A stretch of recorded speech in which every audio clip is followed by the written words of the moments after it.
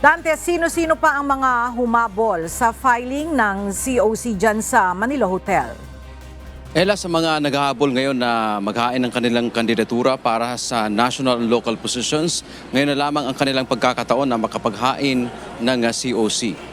Una nga nag-file kanina Ayala ng kandidatura ang kontrobersyal na whistleblower na si Peter Jumel Advincula alias Bicoy. Siya ang nagbulgar noon ng umano'y hakbang para mapatalsik sa pwesto si dating Pangulong Rodrigo Duterte. Naghain na rin ng COC si Sagip Party List Representative Rodante Marcoleta bilang senador. Si Marcoleta ang kumukwestiyon sa pagdiskwalipika ng COMELEC sa Smartmatic para sa 2025 elections.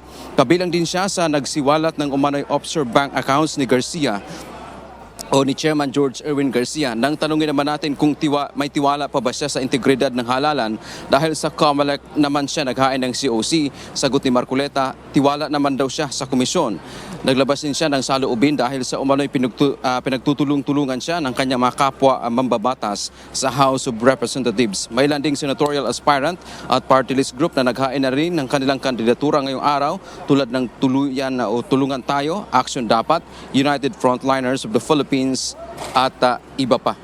Ela, sa ilalim nga ng rules ng Commission on Elections, kapag nag-withdraw ngayon ang isang kandidato, so allowed naman ngayong araw Ela na mag-withdraw ng kanyang COC, pero dapat na ito ay personal sapagkat yun ay ang ayon sa kanilang mga panuntunan. So sa ngayon Ela, ang ilan sa mga inaabangan pa nating hahain ng kanyang COC ay si dating Senador Francis Pangilinan at ilan pang makilalang personalidad sa bansa.